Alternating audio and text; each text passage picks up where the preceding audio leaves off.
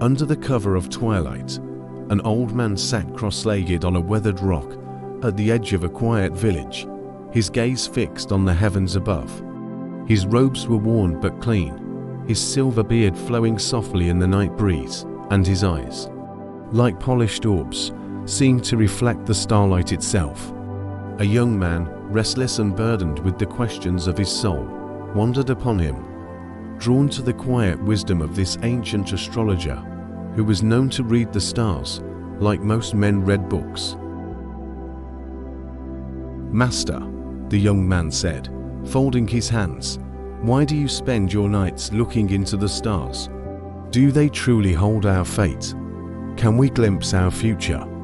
And if the stars have written our fate, then where does God fit in? Does he play no part?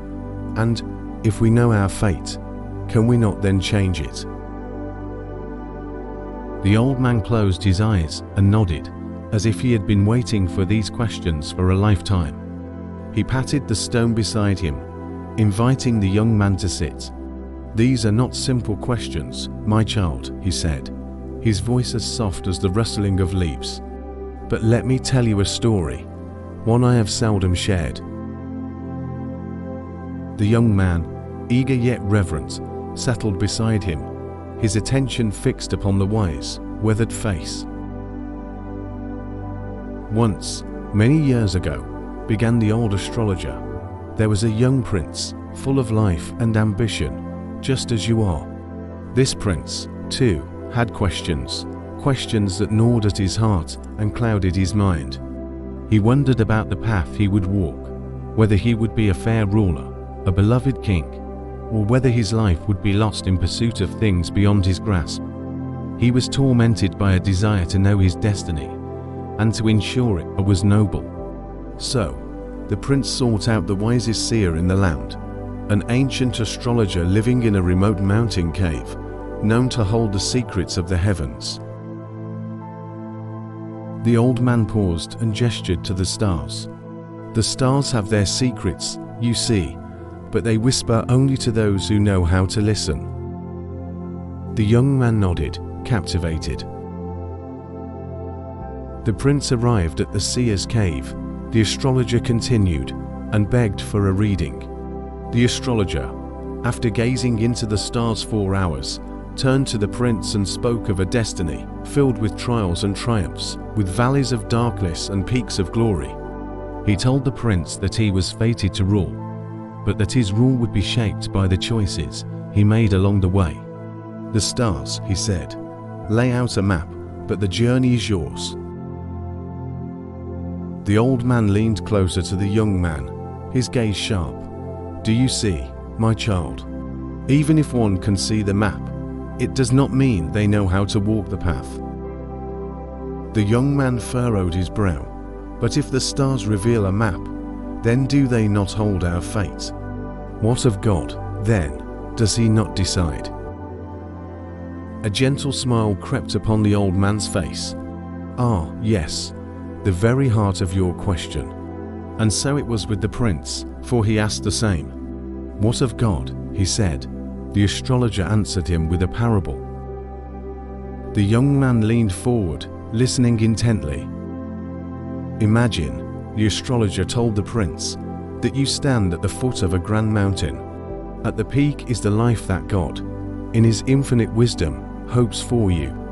A life of virtue, courage, and love. But the climb is yours. God does not push you up the mountain. He does not carry you up the path. No, he watches and waits, sending signs, offering guidance. The stars are but one way he speaks to us. They are like signposts on the path. They may tell you of a storm approaching or a clearing just ahead, but they cannot decide for you whether to move forward or retreat." "So, the stars are just guides?" the young man asked. "Precisely," the old man replied, his eyes twinkling. "Astrology is a compass, not a command. The stars may show tendencies, reveal strengths and weaknesses, and point to challenges or opportunities, but they do not chain you to a destiny. Your will, your choices, and, most importantly, your faith in God. These shape your true fate. The young man considered this, his eyes fixed upon a distant star. But then, what is the purpose of astrology if it cannot guarantee our fate? The old man chuckled, a deep, hearty sound that filled the quiet night. Astrology, my dear child, is a mirror. It reflects back at us parts of ourselves we may not yet know. It offers insight, yes, but it is up to us to take that insight and align it with God's wisdom. Imagine you are sailing on the sea. The stars help you navigate, but it is the divine wind that fills your sails. Without that wind, you would remain adrift, no matter how skilled a navigator you might be. God is the breath in our sails, the whisper in our soul, the force that gives purpose to the journey. A look of understanding began to soften the young man's features. So, even if I knew my strengths and weaknesses, even if I saw the map laid out in the stars, it is God who decides my purpose. Yes, the old man said with a nod, and He, in His infinite love, gives you the freedom to decide how you will fulfill that purpose. God does not abandon us to fate. Rather, He walks with us, ready to lift us when we fall, guiding us back to the path when we stray. The stars may hint at obstacles, but God gives us the strength to overcome them. The stars may show a season of prosperity, but it is God who teaches us gratitude and humility within it. Astrology is a tool for understanding, but it is God who fills that understanding with meaning. A calm silence stretched between them as the young man absorbed this wisdom, his heart now at ease. "Tell me, then," the young man asked finally, "how should I live, knowing what the stars say and trusting in God's will?" The old man smiled, placing a gentle hand on his shoulder. "Live with faith, my child.